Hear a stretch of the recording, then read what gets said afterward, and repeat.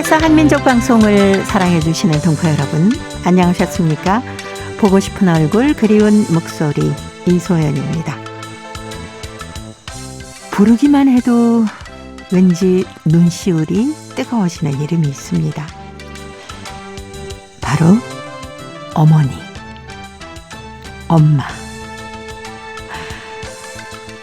어머니를 부르면은 어머니가 곁에 계시지 않아도 우리들 마음속에 참 예쁜 꽃 한 송이가 피어나는 것 같아요.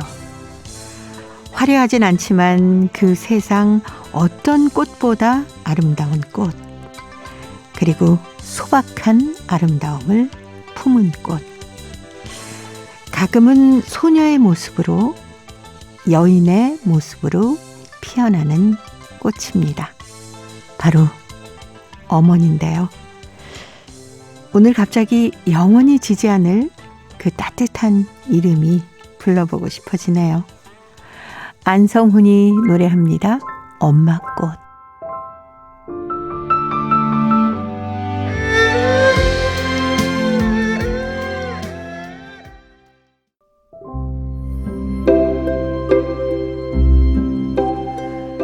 동포 여러분의 편지 사연으로 함께하는 시간 행복우체통입니다. 화요일에 행복우체통 홍익대학교 글로벌경영학과 전춘아 교수님과 함께하는 날입니다. 어서 오세요. 안녕하세요. 아, 세상에서 제일 아름다운 꽃, 아름다운 이름, 어머니. 맞아요. 네. 일단 어머니 관련되는 그 세 글자만 들어도 네. 너무나 가슴이 벅차고 제가 엄마 된 다음에 그게 더 그런 감정이 그렇죠. 더 강한 것 같아요. 네. 어머니는 지금 건강에 잘 계신데도 불구하고 같이 살지 않으니까 어머니 노래 들으면 희한하게 눈시울이 그렇죠. 붉어지고 그러거든요. 네.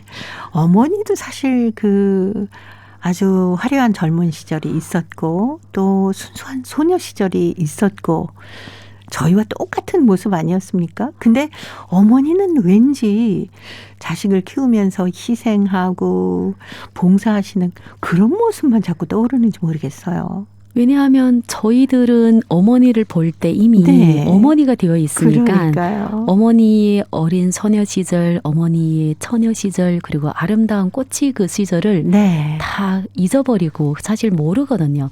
사진은 잠깐 보지만 항상 이제 인상 깊게 남겨주는 거는 네. 나를 보다듬어주고 맛있는 거를 해주고 사랑해주고 네. 요즘은 사실 저희 어머니가 저한테 해준 것처럼 아이한테는 해주지 못하는데 하항상 기억에 어릴 때는 뜨개질하고 네. 바느질하고 재봉하시고. 네, 그리고 재봉도 하면서 또 음식을 네. 거의 다 손수 만들어서 맞아요. 저희들 이렇게 키웠거든요. 근데 오히려 나는 그 시절이 어떻게 보면 그리워요. 지금은 모든 것을 굉장히 편안하니까 가져다가 푹 끓으면 전자레인지에 돌리며 먹을 수 있는데 네. 그 뚝딱뚝딱 하는 그런 그 주방에서 하는 소리가 네. 그리고 저희들 뭘 만들어주나 왔다 갔다 하면서 그렇죠. 기웃기웃하던 그 시절이 지금 생각하니까 제일 인상 깊습니다. 그래서 네. 아마 어머니 하면 어떻게 보면 꽃이라기보다 저희들 보호해주는 위대한 그런 울타리 사람. 같은 네, 느낌. 울타리 같은 그런 네. 사람. 네. 네. 그래서 꽃을 가끔 잊어버릴 때가 있는 거죠. 그렇죠. 네. 저는 어머니 하면은 아침에 그 음식 만드시는 소리로 그 맞습니다. 소리가 저희들을 깨우는 소리 아니었습니까? 네, 마시는 냄새. 네. 그렇죠. 그리고 가끔 일어나지 않으면 한번 네. 소리를 질러주고. 네. 늦었다 빨리 일어나라 네. 하시던 그런 목소리가 아직도 들리는 것 같습니다. 이 중국에는 어머니 날이 따로 있죠.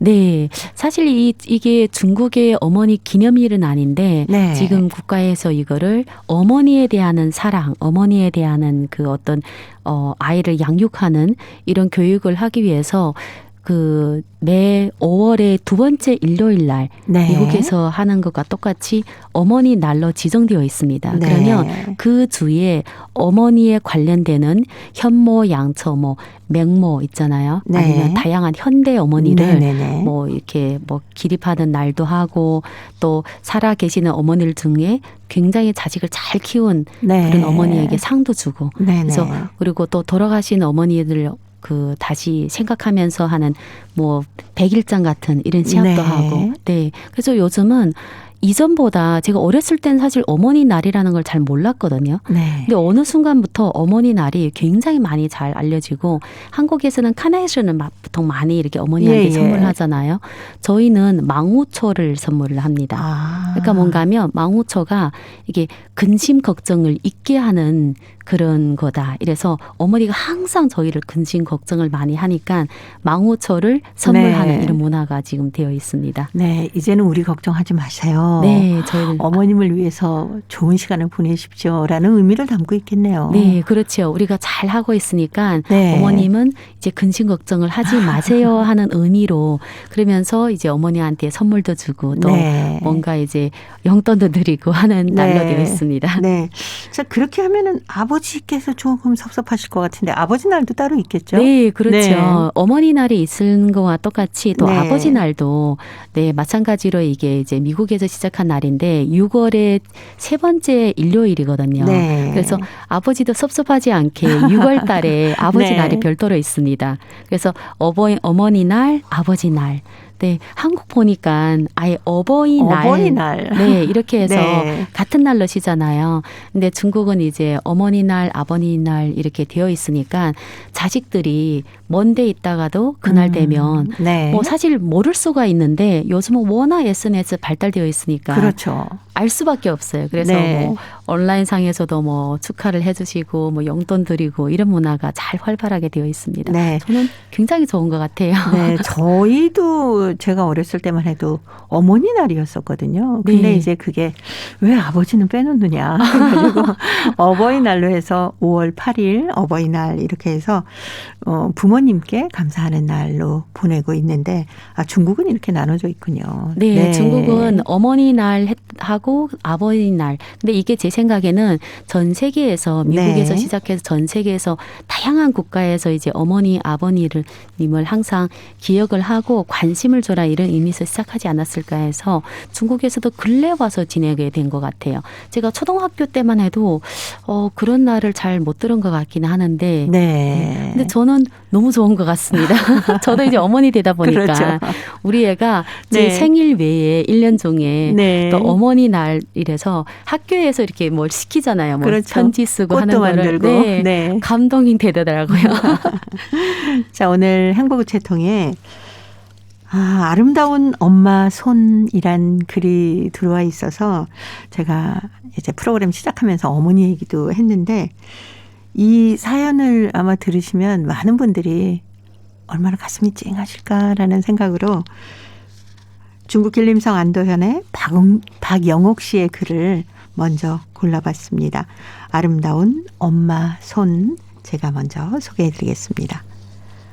며칠 전 동생이 이쁜 손가락 장갑을 끼고서 엄마 집에 갔다. 그 장갑을 한참이나 만지작대시던 엄마가 오른손에 껴보는 것이었다. 동생이 엄마를 주겠다고 했지만 엄마는 거절을 했다. 엄마의 거절에 나는 순간 무언가 깨달았다. 엄마는 왼손에 무명지가 없는 탓에 그런 장갑을 끼기를 꺼려 하시는 것이었다. 깃을 껴도 무방한데 엄마는 다른 사람의 눈에 무명지 가락이 비어서 너덜대는 모습을 보이기 싫어하셨기 때문이다. 엄마의 무명지는 내가 7살 때 잃어버리게 되었다. 엄마가 29살 나던 어느 해 혼자 방아를 찢는 명희 엄마를 도와주다가 방아떼가 쿵 하고 떨어져서 엄마의 무명지가 내리치는 방아떼에 뼈가 부서졌다. 그 길로 병원에 갔지만 손가락을 끊으라고 해서 끊고 말았다. 어서 내 손가락을 잘라서 가지다 묻히오. 그날 내가 안 불렀더라면 아휴, 정말 다 내 탓이오. 명희 엄마가 몇 번이나 찾아와서 눈물을 좔좔 흘렸건만 그 눈물은 엄마의 얼어붙은 마음을 녹여내지 못했다. 마음이 여린 엄마지만 그 순간은 참지 못하고 명희 엄마의 어깨를 잡아 흔들며 울분을 토해냈다. 그 후 시간이 흐르면서 엄마의 상처도 차차 아물어져 갔다. 그런데 엄마는 그 후부터 사람들 앞에 더는 손 자랑을 하지 않으셨다. 엄마의 섬섬옥수도 세월의 흐름에 따라서 서서히 아름다움을 잃어갔다. 얼기설기 잔주름이 갔고 여기저기에 노인 반점도 생겨났지만 그러나 내 눈에는 어느 때 봐도 가장 아름다워 보였다. 엄마의 무명제 없는 손에는 힘든 인생살이가 적혀 있다. 그 손으로 자식 6을 키워내셨고 봄이면 산에 가서 그 손으로 산나물을 캐셨고 가을이면 그 손으로 이삭주의 산 열매들을 주우셨다. 엄마의 손을 통해서 우리 집에까지 오게 된 감자 이삭, 벼 이삭, 옥수수 이삭으로 해서 살림에 큰 보탬이 되었다.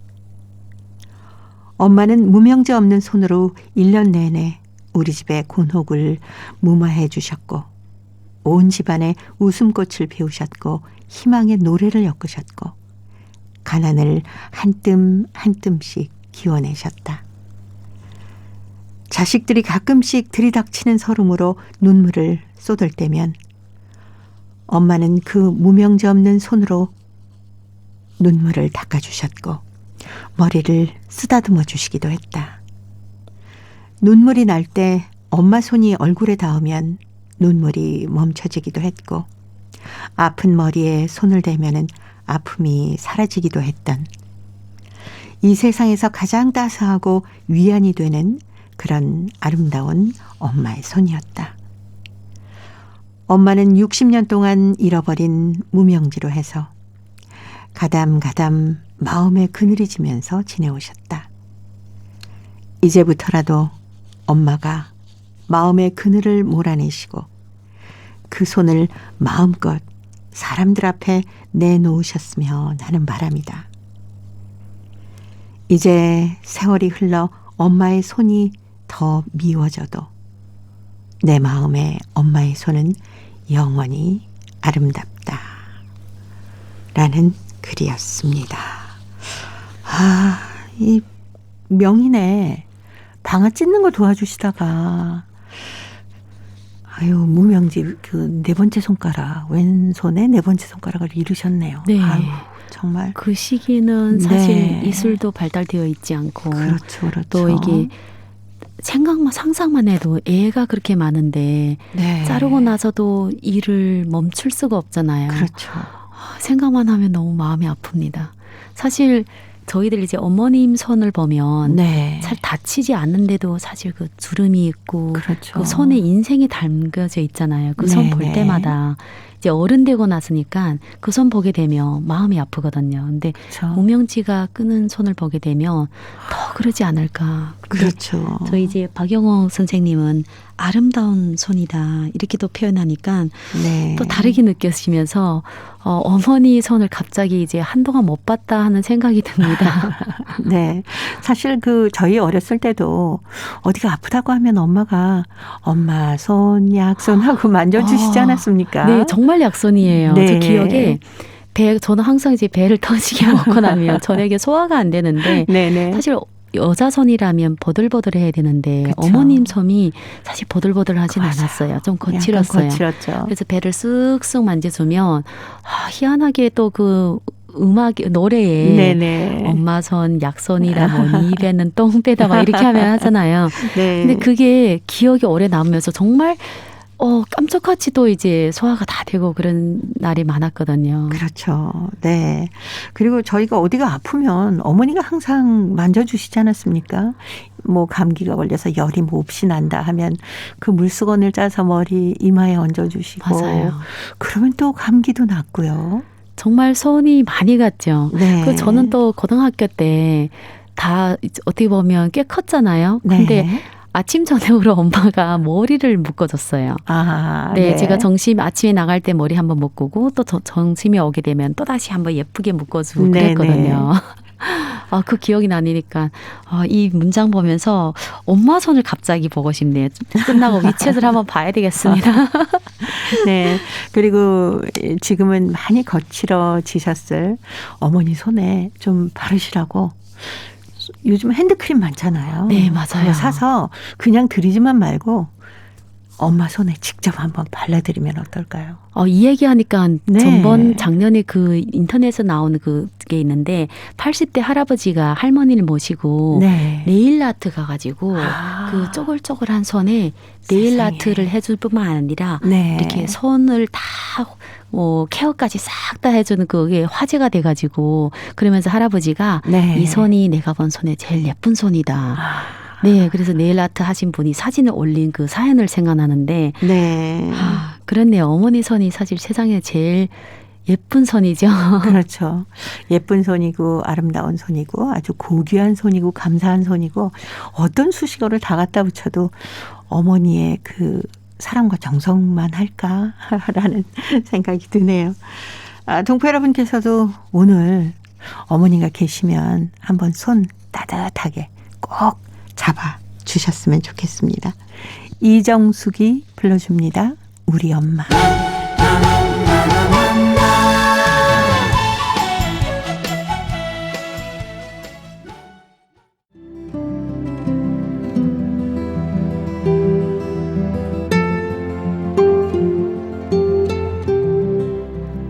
동포 여러분의 따뜻한 사연으로 아름다운 추억을 만들어 드립니다.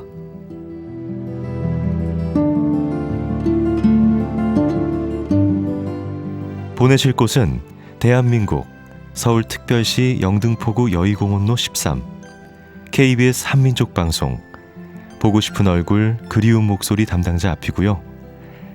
인터넷 주소도 알려드립니다. KBS 홈페이지 www.kbs.co.kr에 접속하신 다음 라디오, 한민족방송, 보고 싶은 얼굴 그리운 목소리를 순서대로 클릭하신 다음 청취자 참여 코너에 글을 남기시면 됩니다.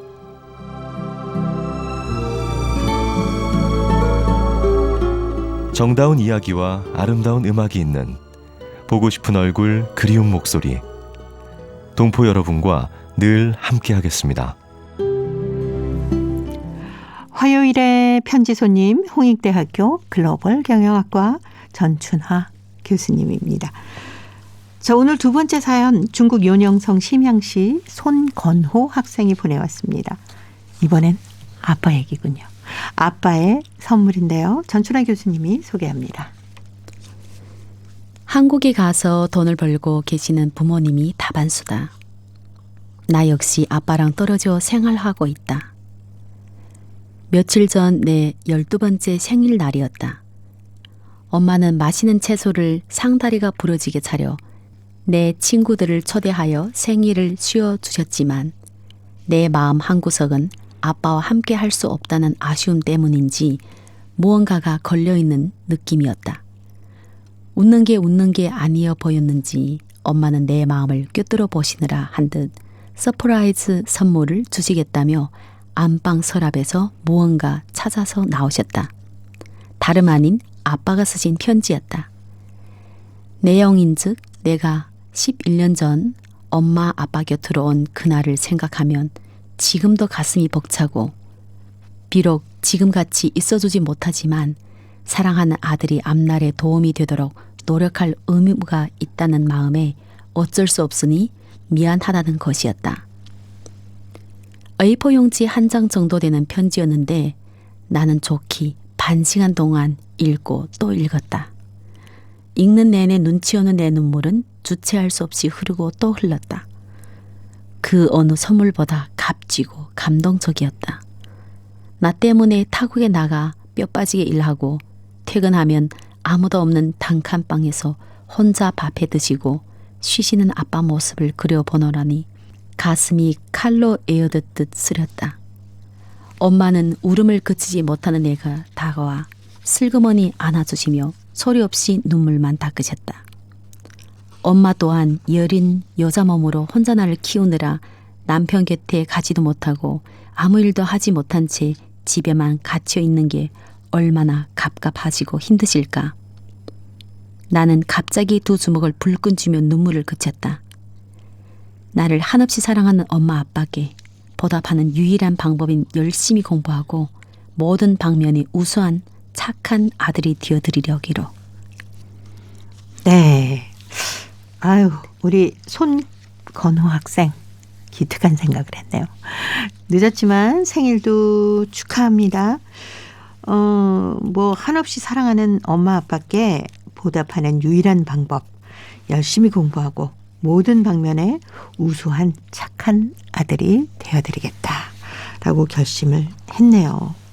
하긴 친구들 초대해서 생일 파티 하면서 한국에 계시는 아빠가 얼마나 보고 싶었을까요? 정말 많이 보고 싶었죠. 그리고 네. 사실 요즘은 워낙 휴대폰이 편리하다 보니까 네. 문자 메시지를 남기거나 아니면 그냥 화상을 통해서 얘기를 하는 경우가 있는데 네. 편지를 쓰는 경우는 사실 많지 않거든요. 많지 않죠. 근데 저는 개인적으로 손편지를 받았으면 너무 감동적인 것 같아요. 그냥 이제 휴대폰으로 오는 문자는 네. 왠지 그런 감정이 닿지는 않는데 그렇죠. 손편지로 네. 손글씨로 쓰게 되면 그걸 보고 또 보고 되고 그렇죠. 뭔가 그 안에서 보고 또 보고 네. 계속 간직하게 되죠. 그렇죠. 그래서 이 아버지도 얼마나 보고 네. 싶었으면 네, 손글씨를 쓰고 그것도 한 장 한 장을 쓰느라고 제 생각에는 A4 용지로 굉장히 많이 네. 버렸을 것 같아요. 네. 아, 우리 아들이 11년 전에 엄마 아빠에게 왔던 그 순간의 벅찬 감정부터 그동안의 그 아들로 인해서 가졌던 기쁨이나 뭐 이런 것들을 쭉 쓰셨을 거 아닙니까? 그렇죠. 아버지께서도 같이 그 아들에 대한 사랑 이런 거를 확인하는 좋은 시간이었을 것 같아요. 한번 꼭 편지를 써보시라고 얘기해드리고 싶네요. 네, 그래서 저는 네. 손건호 학생도 손편지로 아버지랑 물론 이제 휴대폰도 편리하지만 소통하는 시간을 많이 가졌으면 합니다. 네.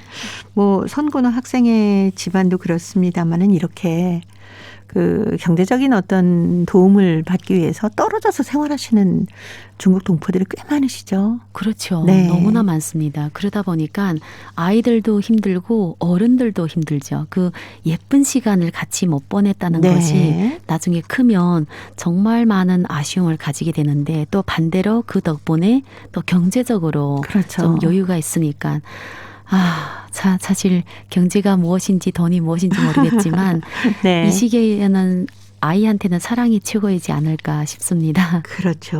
근데 요즘에는 또 가족이 함께 와서 생활할 수 있는 네, 뭐 여러 가지 여건이 좋기 때문에 맞습니다. 아이들이 한국에 와서 공부도 많이 하더라고요. 그래서 지금 젊은 부부들은 네. 두 분 같이 애를 데리고 와서 어렵더라도 같이 생활하는 분들이 많으십니다. 네. 그래서 한국에서 또 다양한 좋은 정책들을 내주셔서 아마 앞으로 더 많은 분들이 함께 살면서 네네. 네, 지내지 않을까 생각합니다. 네.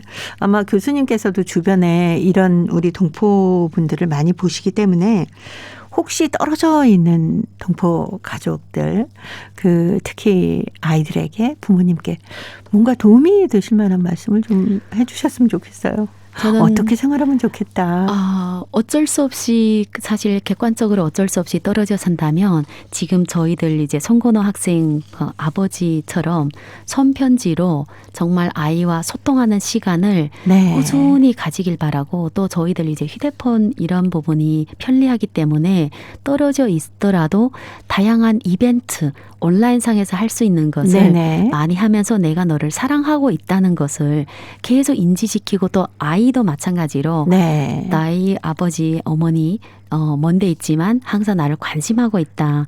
손건호 학생도 나는 열심히 공부해야 되겠다. 네. 이렇게 생각하는 것처럼 하면 그런 어려운 환경이 오래가지 않고 잘 버틸 수 있지 않을까 생각합니다. 그리고 행복하시길 바라겠습니다. 네. 자, 오늘 손건호 학생의 편지를 보면서 한국에 홀로 떨어져서 지금 단칸방에서 퇴근해서 홀로 식사를 준비해서 식사하실 아버지 생각하면 더 눈물이 난다라고 했는데 그런 아빠들께 드리는 우리 손건호 학생을 비롯한 많은 학생들의 마음을 이 노래에 담아봤습니다. KBS 어린이 합창단이 불러주는 아빠 힘내세요 들으면서 홍익대 글로벌 경영학과 전춘아 교수님은 다음 주에 또 뵐게요. 네, 고맙습니다. 감사합니다.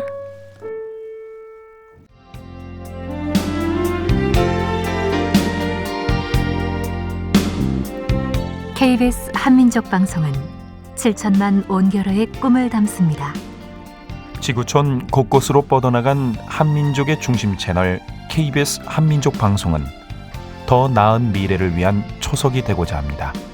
여기는 대한민국 서울에서 보내드리는 KBS 한민족 방송입니다. KBS 한민족 방송 보고 싶은 얼굴 그리운 목소리 듣고 계십니다. 자, 이제 동포 통신원들과 전화를 연결해서 동포 사회의 새로운 소식을 전해드립니다. 통신원 리포트인데요.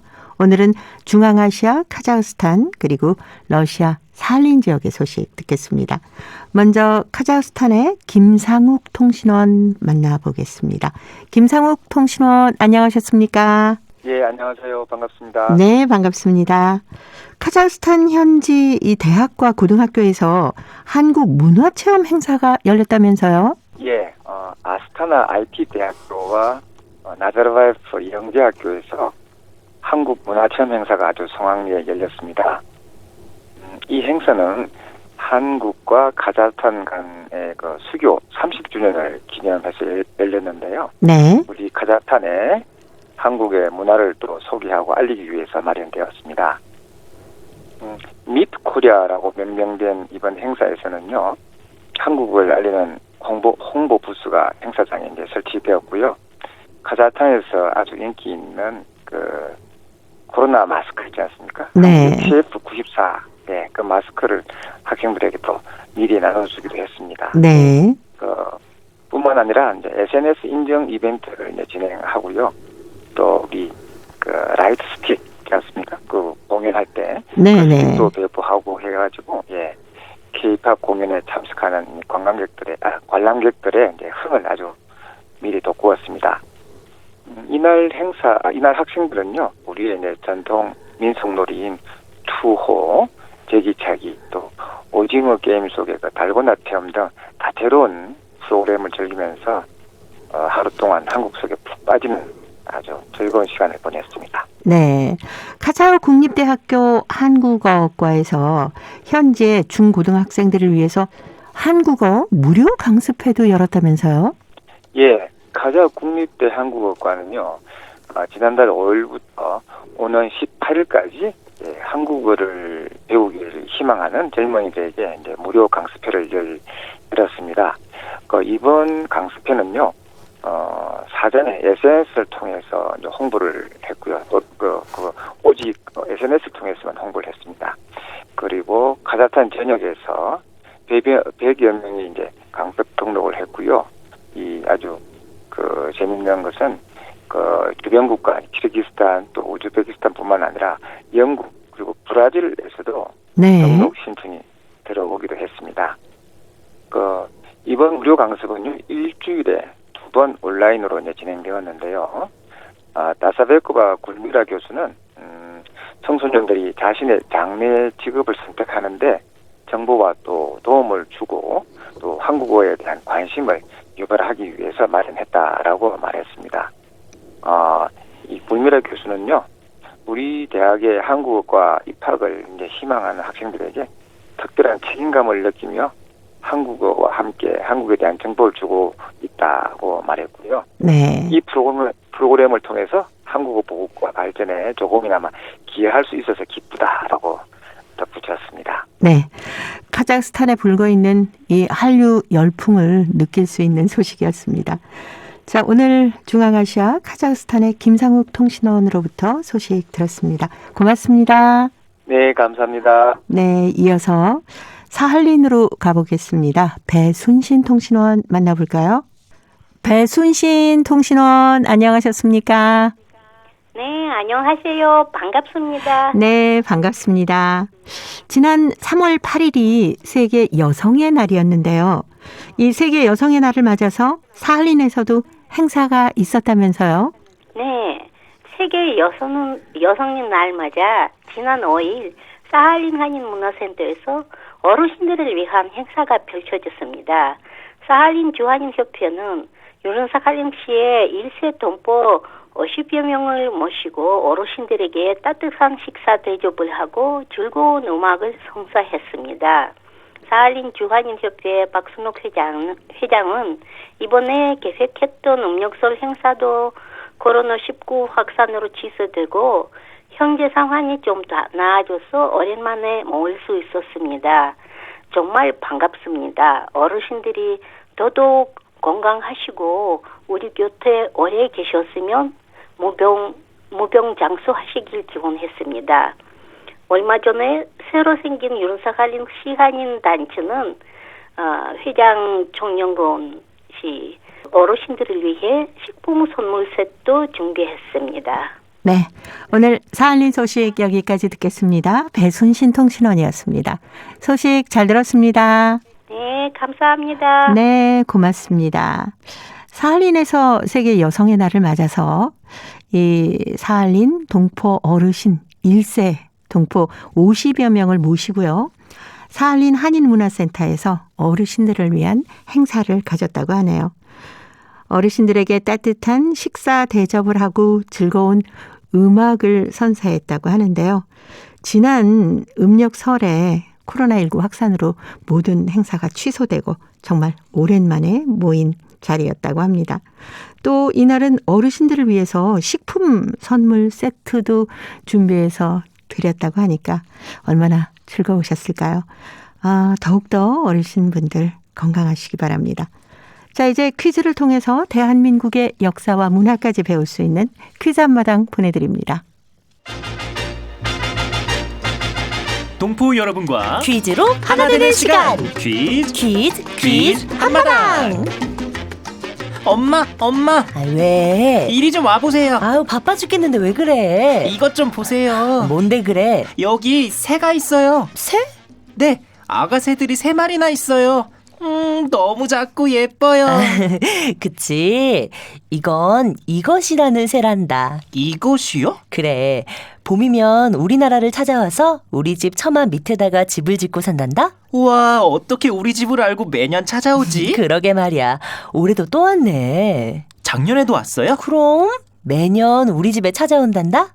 근데 난 왜 못 봤지? 네가 관심이 없어서 그렇지. 엄마, 애기들이 지지배배 울어요. 아유, 배가 고파서 우는가 보다. 그럼 내 밥 나눠줘야겠다. 안 돼. 이것들은 네가 먹는 밥 먹으면 안 돼. 이것들이 먹는 밥이 따로 있거든? 내가 키우면서 밥도 주고 맛있는 것도 주면 안 돼요? 얘들도 엄마가 있단다. 내가 키우고 싶은데. 너 엄마랑 떨어져서 살면 좋아? 아니. 얘들도 마찬가지야. 알았어요. 그럼 가끔씩 보는 건 괜찮죠? 그럼 내가 많이 사랑해 볼게. 아들이 이걸 보더니 예뻐서 자기가 키운다고 하네요. 그러게요. 이것은 철새의 한 종류인데요. 추운 겨울에는 열대나 아열대인 인도, 태국, 베트남 같은 따뜻한 곳에서 난 후에 봄이 되면 우리나라로 찾아와서 처마 밑에서 집을 짓고 살다가 가을에는 다시 따뜻한 곳으로 날아갑니다. 이것은 우리나라뿐만 아니라 일본과 중국 같은 곳에서도 번식하고 있습니다. 이것은 몸의 윗면은 푸른빛이 도는 검정색이고 이마와 목은 어두운 붉은 갈색이고 나머지 아랫면은 크림색을 띤 흰색입니다. 그리고 꽁지가 가위 모양으로 갈라져 있고 날개가 발달해서 빨리 납니다. 흥부전에 보면 흥부가 다리가 다친 이것을 고쳐줬더니 박씨를 물고 왔는데 그 박이 자라서 그 속에서 금은보화가 나와 큰 부자가 됐다고 하죠. 그래서 이것은 은혜를 갚은 것으로 유명합니다. 자, 여기서 문제 나갑니다. 봄이 되면 우리에게 따뜻한 봄 소식을 전해주는 대표적인 철새인데요. 강남으로 가서 겨울을 지내고 봄이 되면 우리나라로 돌아옵니다. 처마 밑에 집을 짓고 사는 이것은 어떤 새일까요? 자, 보기 드립니다. 1번 비둘기, 2번 부엉이, 3번 제비. 정답을 보내주신 분 가운데 일주일에 한 분 추첨해서 소정의 상금이나 상품을 보내드립니다. 퀴즈 한마당, 지금까지 성우 유선일, 한희정이었습니다. 이것을 흔히 봄의 전령사 이렇게 얘기합니다. 까치하고 더불어서 길조로 여기고 있는데요. 예전에는 봄이 오면은 이것이 날아와서 처마 밑에다 집을 짓고 살았습니다. 제가 어렸을 때만 해도 이것을 정말 많이 볼 수 있었는데 요즘에는 이것을 거의 찾아볼 수가 없어서 아쉽습니다. 더 많은 이것들이 우리나라를 찾아왔으면 좋겠네요. 정답은 KBS 홈페이지에 접속하신 다음에 라디오 한민족 방송 보고 싶은 얼굴 그리운 목소리를 순서대로 누르시면은 청취자 참여란이 있습니다. 여기에 정답도 남겨주시고 또 행복우체통에 사연도 많이 보내주세요. 콩으로 정답을 보내실 때는 연락처까지 꼭 남겨주시는 거 잊지 마시기 바랍니다.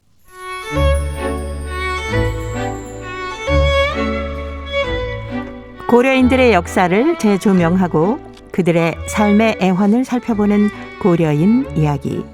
사단법인 고려인 마을 역사유물전시관의 김병학 관장님 전화 연결해서 만나 뵙도록 하겠습니다.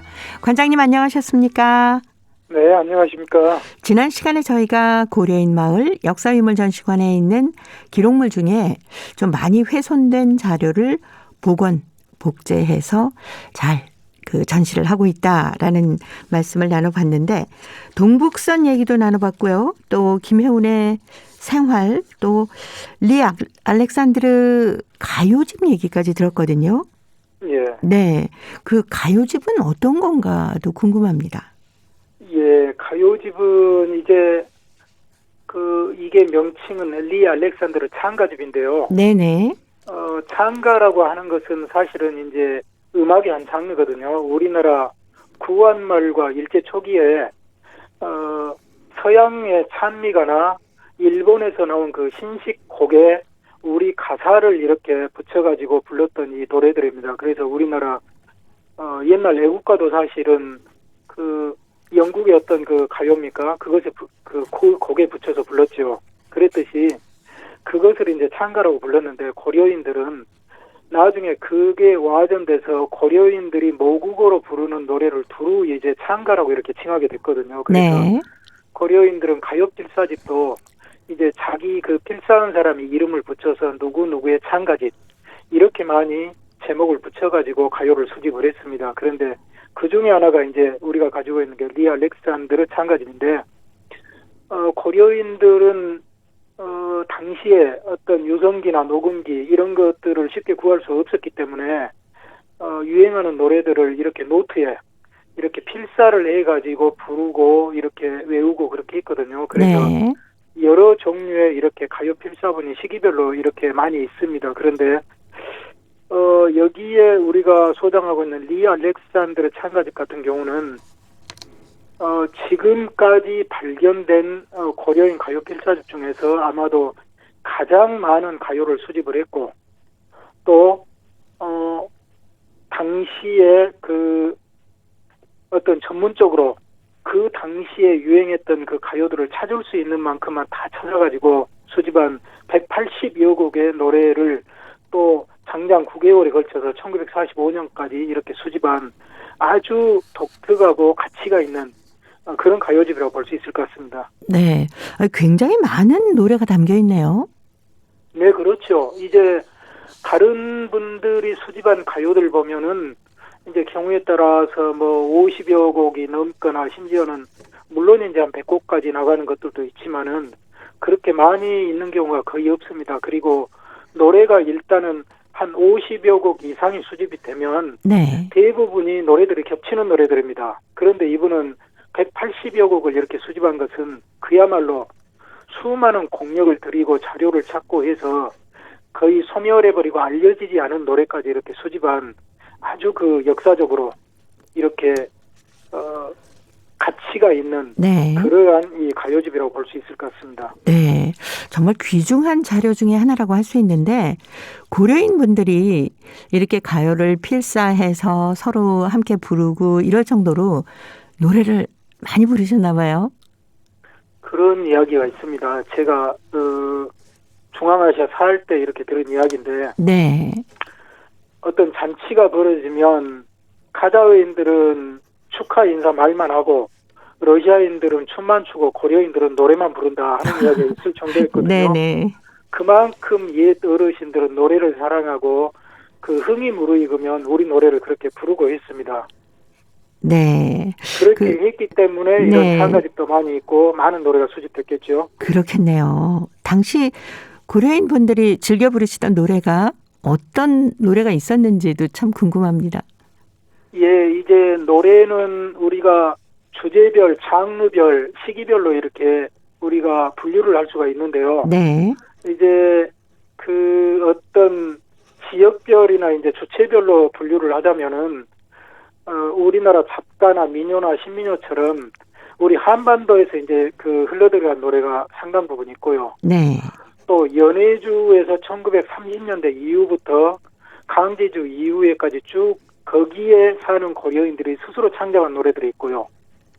또 이제 1945년 이후에 우리 남쪽하고는 이제 다리 끊기고 이제 북한하고만 오로지 그 수교 관계를 맺는 나라가 됐죠, 소련이. 그래서 네.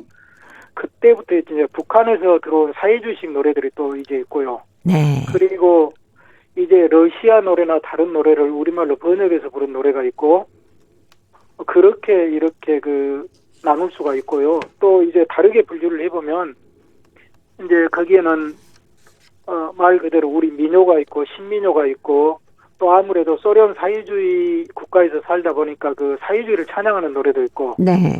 또 순수한 우리 그 서정을 노래하는 고향을 생각하고 부모님을 그리고 그런 노래들도 있고 이렇게 다양하게 분류를 해볼 수 있습니다. 그런데 그중에서 널리 이렇게 퍼진 것은 흥겨운 이렇게 농사를 짓고 하면서 그 농사의 흥을 돋구기 위해서 부른 이 노동요와 고향이나 고국을 그리는 네. 그러한 노래들이 고려인들한테 오래도록 사랑을 받으면서 불려왔습니다. 180여 곡이나 된다고 하니까 정말 많은 자료를 모아서 이 창가집을 내셨는데 그 고려인 분들 지금도 노래 부르시고 이러는 거 좋아하실 것 같은데요. 이제 좋아하는 소련 지역은 이제 소인예술단이라는 그 뭐랄까요? 조그만 이 단체의 그 어떤 가무단 이게 굉장히 활성화됐습니다. 그래서 네. 우리도 이 사회에서 은퇴한 그 노인들이 노인정에 모여서 다양한 활동을 하듯이 소련은 오래전부터 이제 직장 생활에서 나온 분들이 모여서 이렇게 수시로 그 가무를 즐기는 그런 풍습이 발달을 했거든요. 그래서 그 과정에서 고려인들이 그 누구보다도 노래를 사랑하고 더 부르고 우리의 전통 가요를 이렇게 보존해오고 그랬던 것이죠. 네네. 방송을 들으시는 분들 중에 이 보건 복제한 자료를 직접 보고 싶은 분이 계실 것 같아요. 관심 있는 분들은 어디로 연락을 하면 좋을까요?